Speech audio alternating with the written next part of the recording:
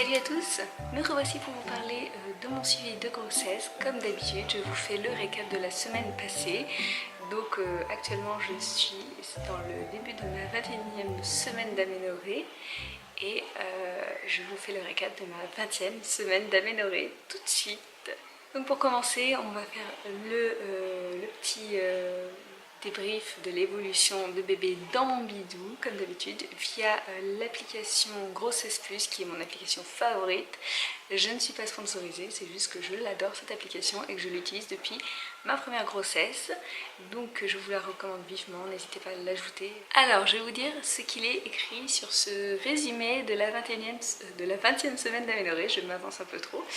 Il est écrit que votre bébé est maintenant couvert de vernix, une substance protectrice blanchâtre qui protège la peau dans le milieu aqueux de l'utérus. Donc quand bébé naît en fait, le tram s'excite tout seul, quand votre bébé naît, il est couvert de vernix. Et donc apparemment, c'est à partir de cette période, donc la 20e semaine d'aménorrhée, que bébé est complètement couvert de vernix, ce qui va lui permettre donc de protéger sa peau.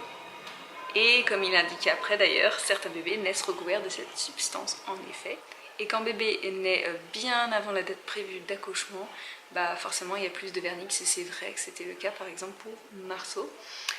Ensuite il est indiqué que bébé ressemble de plus en plus à un petit bébé. Donc, vous voyez ce que je veux dire, hein, c'est déjà un petit bébé, mais c'est juste qu'il a de plus en plus une apparence de bébé humain. Et moins de vers de terre ou je ne sais quoi, ou d'aliens. Ses bras et ses jambes sont proportionnés, des couches de graisse sont présentes sous sa peau et les traits de son visage sont clairement définis. Donc ça c'est assez hallucinant de se dire qu'il y a vraiment un petit visage dans le ventre qui bouge, qui suce son pouce, qui fait des choses comme ça, qui fait des grimaces.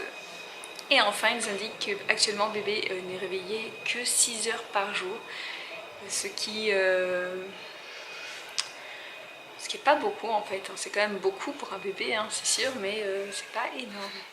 Ensuite, en ce qui me concerne, la semaine 20 d'aménorrhée, que s'est-il passé? Donc ça a été la dernière semaine de vacances de mon mari. Donc nous avons, donc il avait que 2 semaines, hein, donc c'est pas non plus foufou, mais ça nous a permis de décompresser quand même un peu. Mais cette deuxième semaine de vacances a été assez chargée, mais très bénéfique. Disons que niveau physique, que s'est-il passé pour mon corps? Il était très douloureux, hein, comme je vous l'avais déjà dit dans la vidéo précédente. J'ai un problème avec mes tétons qui sont vraiment tellement douloureux que la nuit ça me démange, ça me fait gratter, ça me fait une horreur, surtout en particulier, ça me fait trop mal, limite vraiment ça brûle et c'est comme électrique en fait, et j'ai envie de gratter tout le temps et ça m'énerve, voilà, ça se soulage pas, c'est difficile. Sinon depuis hier ou avant-hier j'ai eu le retour des boutons, j'ai eu un bouton, voilà, ça m'a un peu, je me suis dit pourquoi je mettais plus vraiment de choses pour masquer les boutons, que j'en avais plus, et voilà, je vais recommencer et ça m'énerve. Mais bon, voilà. Sinon j'ai quand même la forme, donc j'ai pas dormi tant que ça la semaine passée, et j'ai quand même la forme, c'est assez dingue. J'ai quand même envie de faire des siestes que je ne fais pas. J'ai dû en faire peut-être une la semaine dernière et encore je suis même pas sûre. Je suis pas sûre du tout en fait. Mais voilà, je somnole par moment, après le repas du midi souvent, ou alors avant même. Mais je ne dors pas. J'ai eu des maux de ventre et des contractions, donc j'ai eu un moment où j'ai eu vraiment des contractions quand même assez... des contractions, j'ai eu vraiment un moment où j'ai eu des contractions en effet, mais voilà, c'était pas non plus plusieurs contractions sur la journée, vous voyez ce que je veux dire. C'était un moment vraiment très particulier, j'ai vraiment eu plusieurs contractions assez fortes, mais c'est parce que j'en avais trop fait. Et du coup ça je vois bien que... Je regarde les mouches passer. Je vois bien que plus ça va et plus il faut que j'arrête en fait de me baisser tout le temps pour faire des trucs tout bêtes comme ramasser des jouets ou des vêtements ou des trucs par terre qui traînent. Voilà, j'ai tendance à trop faire ça et normal avec des enfants. Donc maintenant je fais plus participer ma fille et mon fils qui sont quand même très... voilà, qui arrivent bien à ranger. Mon fils qui a pourtant tout juste 16 mois et se débrouille très très bien. Pour ranger, il suffit juste en fait de lui montrer et ensuite il fait les choses. Donc c'est parfait. Autrement, il a commencé à faire moins chaud. Je le ressens un petit peu, même si, donc je dors un peu mieux, bien évidemment, par rapport à la chaleur, vu qu'il y en a moins. Mais par contre, j'ai quand même encore des sueurs, voilà, j'ai des suées par moment, parce que j'ai vite des coups de chaud. Donc c'est assez bizarre, c'est comme si j'étais un peu en transe. Mais c'est assez difficile à calmer. En fait, il faut que vraiment j'aille dans un endroit très très frais ou alors je prenne une douche très froide et là ça me calme sur le coup et après bon, ça recommence. Mais voilà, je pense que c'est assez commun à toutes les grossesses, surtout en plein été. Et niveau sommeil, je vous avais dit que j'avais le sommeil très agité.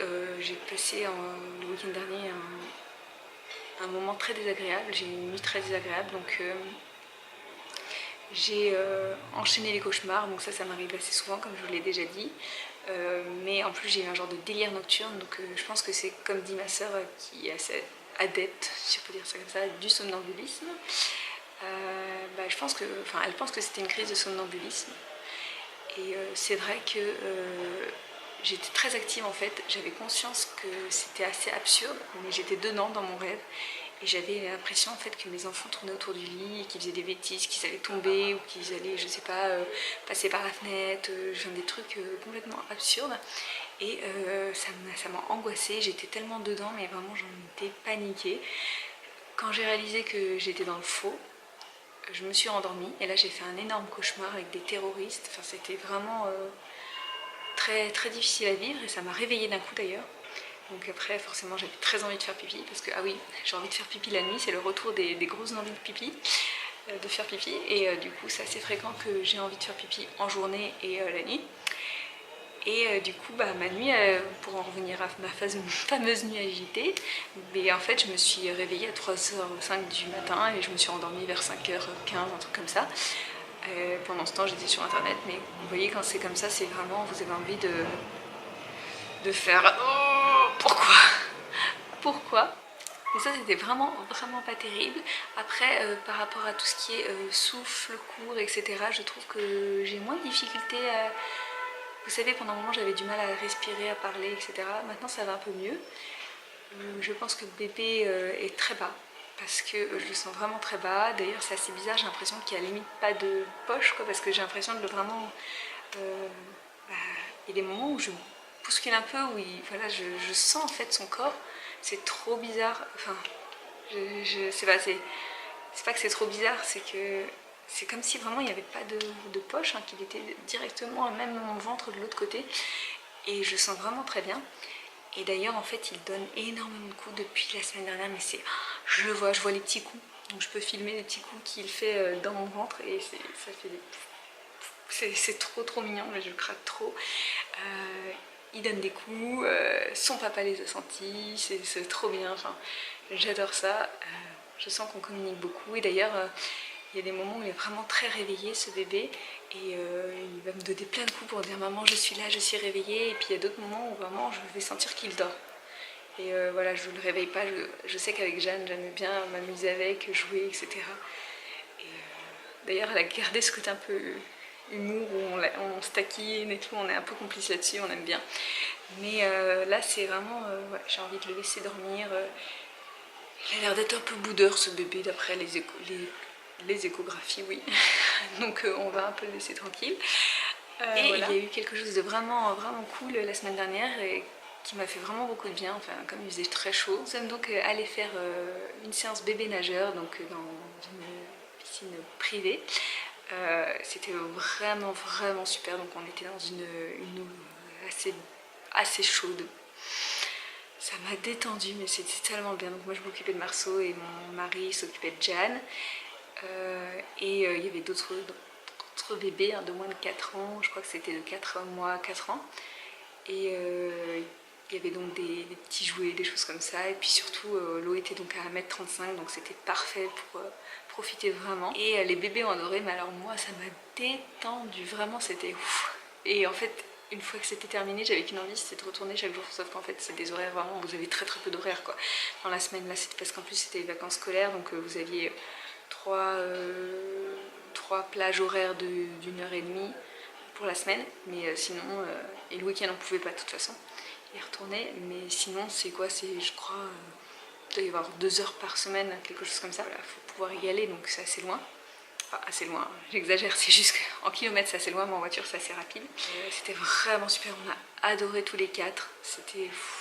ça m'a fait du bien, mon ventre et tout, et du coup j'ai pu inaugurer mon maillot de bain de grossesse parce qu'à la base, voilà, comme vous le savez, on avait dû interrompre nos vacances, on devait aller un petit peu à la plage, à la place de faire cet écho officiel hein, qu'on a dû... cet écho de contrôle qu'on avait dû placer au milieu de nos vacances, du coup on avait dû annuler nos vacances. Voilà, si vous vous souvenez. Du coup, ça m'a fait vraiment du bien de pouvoir quand même profiter un peu de l'eau. Et je pense que c'était beaucoup plus agréable que si on avait été au bord de la mer en fait, parce que j'aurais eu sûrement très chaud et j'aurais sûrement pas profité de l'eau aussi bien. Voilà, donc je crois que j'ai pas d'autre chose à dire. Je réfléchis. J'ai fait la semaine dernière ma prise de sang mensuelle, toxo, et puis vous savez l'analyse d'urine. Tout allait bien et j'ai mon rendez-vous suivi médecin avec ma généraliste, donc suivi mensuel, vendredi. Donc on verra bien ce qui se passe, mais je pense qu'il n'y a rien de spécifique à dire vu que voilà, ça va bien, le moral y est, le physique y est quand même si voilà, c'est vrai que je suis quand même un peu... je suis enceinte, hein, donc je me fatigue assez vite, parce que voilà, il n'y a pas grand chose à dire hein, à part ça. Je vais bien, physiquement, voilà, je suis enceinte, donc il n'y a pas non plus, voilà, je suis dans mon 5e mois, mais ça va bien, vraiment, le moral y est, je crois que c'est le principal. Donc bon, j'ai bientôt, enfin, je revois bientôt mon petit bébé Bulle, j'ai vraiment hâte. D'ailleurs, j'aimerais bien vous annoncer le sexe de bébé, mais je vous avoue que je ne sais pas comment faire. J'ai pas d'idée, enfin j'ai une idée. Disons que j'avais une idée, ma commande Emma a été volée, etc. Bref, j'ai pas pu faire ce que je voulais faire. J'ai une autre idée, je ne sais pas si on va pouvoir la faire, je ne sais pas si on aura le temps, parce que mon mari a repris le travail. Donc on verra bien, et sinon je vous le dirai comme ça en vidéo, parce que voilà, j'ai pas envie de faire un truc de fou écrit gender reveal, machin, non, c'est pas... En fait, ça aurait été un truc que j'aurais aimé faire pour ma dernière grossesse, pour un truc assez cliché, vous voyez. Et je voulais même faire une fête à l'origine, mais en fait avec tout ce qui s'est passé, je me suis rendu compte que c'était complètement futile. Et je me suis dit, ça sert à rien de faire dans les... Même si voilà, ça peut faire plaisir, on est d'accord. Mais on va pas faire dans... En plus, je trouvais que c'était un signe, le fait que ma commande Emma était annulée, alors qu'il y avait tout pour ma gender reveal partie. Enfin tout, j'exagère, il y avait une grosse partie. Je pense que c'était pour dire, ouais non mais c'est futile, arrête, ne fais pas ça, ça ne te ressemble pas. Donc on verra bien. Je ne sais pas comment je vais vous l'annoncer, on verra. Et donc je vais terminer la vidéo en vous montrant mon petit bidou, parce qu'à chaque fois j'oublie, donc je vais le faire maintenant. Vous allez voir qu'il est quand même assez gros encore là, voilà, ça va parce que je ne me sens pas énorme aujourd'hui.